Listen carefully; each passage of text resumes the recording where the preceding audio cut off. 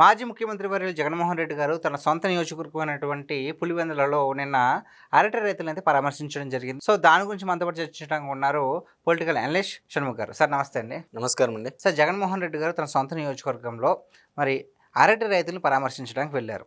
వెళ్ళి ఎప్పటిలాగే పాత స్క్రిప్టే చదువుతూ దాంట్లో భాగంగా చంద్రబాబు నాయుడు గారు అసలు రైతులను పట్టించుకోవట్లేదని, రైతులు చాలా నష్టపోతున్నారని చాలా కొన్ని వ్యాఖ్యలు అయితే చేశారు. దాని గురించి ఏమంటారు? అదే పులివెందుల నియోజకవర్గానికి సంబంధించినటువంటి తెలుగుదేశం పార్టీ నియోజకవర్గ అంటే పులివెందుల నియోజకవర్గ బాధ్యుడు బీటెక్ రవి గారు ప్రెస్ మీట్ పెట్టడం కూడా జరిగింది. జగన్మోహన్ రెడ్డి గారు పెట్టినటువంటి ప్రెస్ మీట్పై ఆయన వివరణ ఇచ్చేటువంటి ప్రయత్నం చేశారు. మరి ఏమని చెప్పారు బీటెక్ రవి గారు? మరి జగన్మోహన్ రెడ్డి గారు నిజంగా రైతులకు అన్నీ చేసేసారా? మరి రైతులకు అన్నీ చేసే ఉంటే మరి ఎందుకు బిల్లులు పెండింగ్ పెట్టి వెళ్ళిపోయారు అని చెప్పేసి ఆయన అక్కడి నుంచి మొదలు పెడుతూ దాదాపు కొన్ని మోసాలు, అంటే జగన్మోహన్ రెడ్డి గారి ప్రభుత్వ హయాంలో రైతులకు చేసినటువంటి మోసాలు ఏంటి, ఆయన ఇచ్చినటువంటి హామీలు ఏంటి అని ఆయన రీకాల్ చేశారు బీటెక్ రవి గారు. మరి ఒక్కసారి అవి రీకాల్ చేస్తూ మనము కూడా మరి జగన్మోహన్ రెడ్డి గారు అధికారంలోకి వచ్చిన వెంటనే 50,000 రూపాయలు మే నెలలో డిపాజిట్ చేస్తాము, మరి ప్రతి సంవత్సరము 13,500 రూపాయలు రైతు భరోసా కింద ఇస్తామని చెప్పేసి ఘనంగా చెప్పడం జరిగింది. అంటే వారి యొక్క మేనిఫెస్టో భగవద్గీత, బైబిల్, ఖురాన్తో సమానంగా చూసేటువంటి వాళ్ళ మేనిఫెస్టోలో పెట్టినటువంటి హామీ ఏంటి? 13,500 రూపాయలు ఇస్తాము, 50,000 రూపాయలు డిపాజిట్ అన్నారు. మరి ఇచ్చినది 7,500 రూపాయలు అనేది రాష్ట్రంలో ఉన్నటువంటి రైతులకు మొత్తం అందరికీ తెలుసు. మరి మిగిలినటువంటి 6,000 రూపాయలు ఎక్కడికి పోయాయో అది ఆ రైతులకు మాత్రమే తెలుసు అని చెప్పేసి ఆయన చెప్పడం జరిగింది. మరి దానితో పాటు ఈరోజు ప్రతి రైతుకు ప్రతి నియోజకవర్గంలో మేము బోర్లు వేపిస్తాము రైతులకు ఉచితంగా అని చెప్పేసి జలకళ జలసిరు ఏదో పథకం పెట్టేసి బోర్లు వేపిస్తామని చెప్పేసి హామీ ఇవ్వడం జరిగింది. మరి ఒక్కసారి రైతులకే మేము అన్నీ చేశాము అని చెప్పుకుంటున్నటువంటి జగన్మోహన్ రెడ్డి గారు ఎన్ని బోర్లు వేశారు, ఎన్ని నియోజకవర్గాల్లో ఎంతమంది రైతులకు ఆ బోర్లు వేయడం ద్వారా ఎంత ఆదాయం సమకూరిందనేది కూడా ప్రెస్ మీట్లో చెప్పి ఉంటే రైతులే తెలుసుకునేవాళ్ళు. అంటే మాకెప్పుడు బోరు వేశారు, మాకెప్పుడు ఆదాయం వచ్చింది అనేది రాష్ట్రంలో ఉన్నటువంటి రైతులు తెలుసుకునేవాళ్ళు.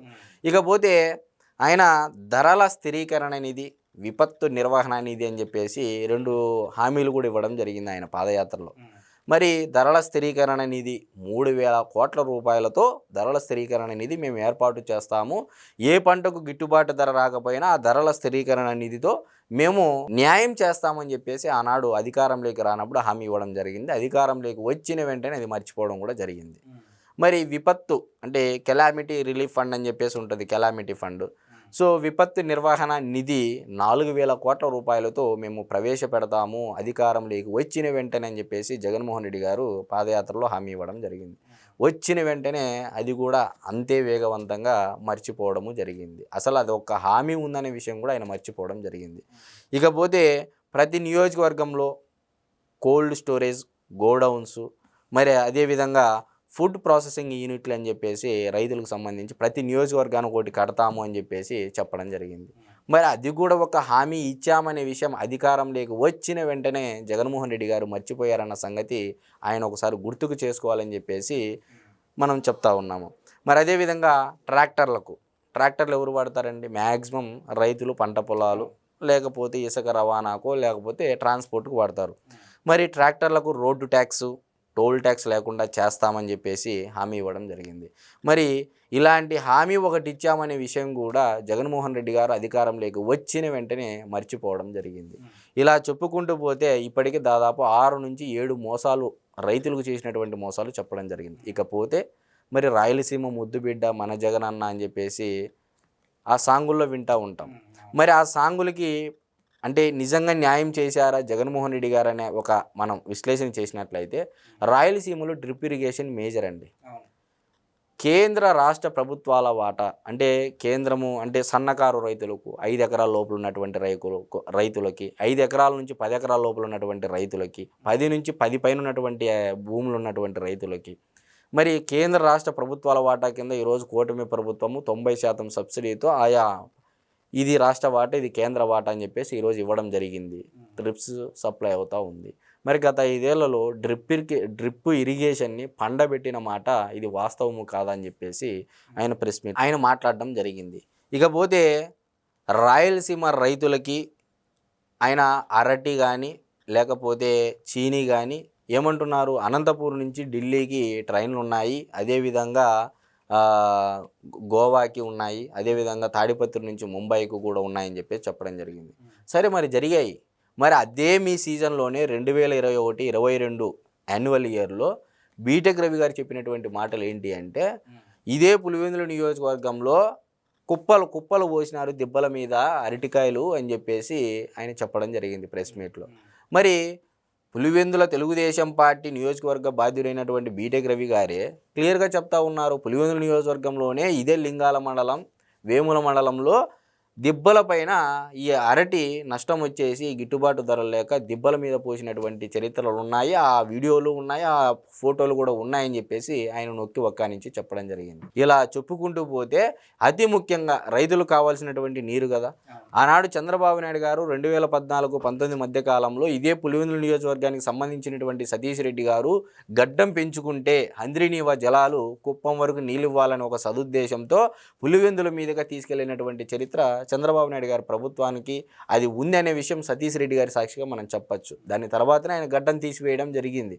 మరి ఆనాడు ఇదే చీనీ పంట ఎండిపోతూ ఉంటే కాలువలకు నీళ్లు వదిలి చంద్రబాబు నాయుడు గారు రెయిన్ గన్లు ఇవ్వడం జరిగింది. ఆనాడు రెయిన్ గన్లు ఇచ్చేసి డ్రిప్పులు ఇచ్చేసి పంటలు ఎడారైపోతున్నటువంటి రాయదుర్గం ప్రాంతంలో, అనంతపురం జిల్లాల ప్రాంతంలో కూడా రెయిన్ గన్లు ఇచ్చి పంటను కాపాడినటువంటి చరిత్ర చంద్రబాబు నాయుడు గారి ప్రభుత్వాన్ని అని చెప్పేసి ఆనాడు ఇదే వైఎస్ఆర్సీపీ పార్టీలో ఉన్నటువంటి సతీష్ రెడ్డి గారు గొప్పగా చెప్పడం జరిగింది ఆయన తెలుగుదేశం పార్టీలో ఉన్నప్పుడు. మరి నేడేమంటున్నారు అదే సతీష్ రెడ్డి గారు, ఈరోజు రైతులకు అన్యాయం జరిగిందని చెప్పేసి పక్కన కాముగా ఉన్నారు జగన్మోహన్ రెడ్డి గారి పక్కన. మరి మాట్లాడాలి కదా, ఆనాడు చంద్రబాబు నాయుడు గారు ఈ రాయలసీమ ప్రాంతానికి డ్రిప్పులు ఇచ్చారు, మరి అదేవిధంగా హంద్రీనీవా జలాలు తీసుకొని వచ్చారు, నేనే దాని ప్రత్యక్ష సాక్షిని, నేను గడ్డం పెంచుకొని ఉన్నాను, మరి ఆ గడ్డం తీసివేయడం కూడా జరిగింది చంద్రబాబు నాయుడు గారి ప్రభుత్వ హయాంలో, మా పులివెందుల నియోజకవర్గ ప్రజలకు నీళ్ళు ఇస్తాయని చెప్పేసి ఆయన కూడా ఒకనొక టైంలో 14-19 మధ్య కాలంలో ఒక బహిరంగ సభలో చెప్పడం జరిగింది సతీష్ రెడ్డి గారు. సతీష్ రెడ్డి గారు పక్కనే ఉన్నారు జగన్మోహన్ రెడ్డి గారు పక్కనే, కనీసము ఇన్ని చేశారు అని చెప్పేసి జగన్మోహన్ రెడ్డి గారు TV5, ఆంధ్రజ్యోతి, ఈనాడు డబా డబా డబా అని చెప్పేసి డైలాగులు చెప్తా ఉంటే సతీష్ రెడ్డి గారు పక్కన నిల్చొని మౌనంగా ఉన్నారు. నిజం మాట్లాడాలంటే ధైర్యం ఉండాలి సతీష్ రెడ్డి గారు అని చెప్పేసి నేను కూడా ఆయన్ని ఇది జరిగిందా లేదా అనే విషయాల గురించి కూడా మీరు మాట్లాడాలి కదా జగన్మోహన్ రెడ్డి గారు పక్కన నిలబడని చెప్పేసి నేను అడుగుతా ఉన్నా. సో ఈరోజు రైతులకి మీరు చూసుకోండి, కూటమి ప్రభుత్వం ఏం చేసిందండి, 2 విడతల్లో ఇప్పుడు 14,000 రూపాయలు వేయడం జరిగింది. జగన్మోహన్ రెడ్డి గారు ఇచ్చినటువంటి రైతుల సంఖ్య కంటే ఇప్పుడు ఆల్మోస్ట్ డబుల్ ఉన్నటువంటి సంఖ్య రైతుల ఖాతాలోకి వేయడం జరిగింది. 3వ విడత సంక్రాంతికో లేకపోతే ఉగాది అప్పుడు 6,000 రూపాయలు జమ చేయడం జరుగుతుంది. ఇప్పటికే 14,000 రూపాయలు ఇవ్వడం జరిగింది. ఒకప్పుడు ఇదే తెలుగుదేశం పార్టీ రైతులకు రుణమాఫీ చేసిన చరిత్ర తెలుగుదేశం పార్టీదా వైఎస్ఆర్సీపీ పార్టీదా అండి? 3 విడతలు ఆనాడు 4వ విడత 5వ విడత కూడా రిలీజ్ చేస్తే జగన్మోహన్ రెడ్డి గారు ఆ బకాయిలు పెండింగ్ పెట్టేసి రైతులకు విడుదల చేయలేనటువంటి జగన్మోహన్ రెడ్డి గారి ప్రభుత్వము ఏ విధంగా రైతులకు అన్యాయం చేసింది అనేది గత 5ఏళ్లలో మనం చూసాం. 3 విడతలు రిలీజ్ చేసిన తర్వాత రుణమాఫీ, 4-5 విడతల్లో ఆ పెట్టినటువంటి జీవోలు కూడా రిలీజ్ చేశారు చంద్రబాబు నాయుడు గారు. మరి నిజంగా రైతుల మీద ప్రేమ ఉన్నట్టయితే ఆ బకాయిలు రైతుల ఖాతాల్లో వేయాలి కదా. రుణమాఫీకి సంబంధించినటువంటి విడుదల చేసినటువంటి ఏదైతే మొత్తం ఉందో అది విడుదల చేయాలి కదా రైతులకి. మరి ఎందుకు పెండింగ్ పెట్టి అలానే రైతుల పైన ఈరోజు మొసలి కన్నీరు కారుస్తూ ఉన్నారు అని చెప్పేసి ఈరోజు బీటెక్ రవి గారు చెప్పడం జరిగింది. ఈరోజు మీరే డ్రామాలు వేస్తున్నారు, మీరే ఎండిపోయినటువంటి పంట దగ్గరికి వెళ్తున్నారు, గిట్టుబాటు ధర లేదంటున్నారు, మీరే ఇది డ్రామాలన్నీ చెల్లవని చెప్పేసి బీటెక్ రవి గారు చెప్పడం జరిగింది. కాబట్టి రైతుల మీద మొసలి కన్నీరు కారిస్తే ఈరోజు రైతులు నమ్మేటువంటి పరిస్థితులు లేరు అనేది క్లియర్గా అర్థమవుతూ ఉంది. హంద్రీనీవా జలాలు ఇంకొక ముఖ్యమైనటువంటి విషయం చెప్పాలండి, ఈరోజు హంద్రీనీవా ఫేజ్ 1 పనులు 3,680 కోట్ల రూపాయలతో అధికారంలోకి వచ్చిన వెంటనే చంద్రబాబు నాయుడు గారు పూర్తి చేసి, ఎవరండి కాంట్రాక్టర్స్? ఎస్ఆర్ కన్స్ట్రక్షన్స్, అనంతపూర్ జిల్లా దుర్గం నియోజకవర్గ శాసనసభ్యుడైనటువంటి అమ్మినేని సురేంద్రబాబు గారి ఆధ్వర్యంలో హంద్రీనీవా ఫేజ్ 1 పనులు వేగవంతంగా పూర్తి చేసి ఈరోజు కుప్పం లాస్ట్ చెరువైనటువంటి పరమ సముద్రం వరకు నీళ్ళు ఇచ్చినటువంటి ఘనత కూటమి ప్రభుత్వానిది. ఈరోజు అదే మీరు చూడండి, రాయలసీమలో అనంతపూరు, కడప, కర్నూలు, చిత్తూరు, కర్నూలు మొత్తం అన్ని జిల్లాల్లో ఉన్నటువంటి జలాశయాల పూర్తి నీటి నిల్వ సామర్థ్యము దాదాపు 150 టీఎంసీలకు పైగా ఉంది. మరి ఈరోజు దాదాపు 93% ఈరోజు అన్ని జలాశయాలు వాటరు స్టోర్ చేసి పెట్టింది కూటమి ప్రభుత్వం.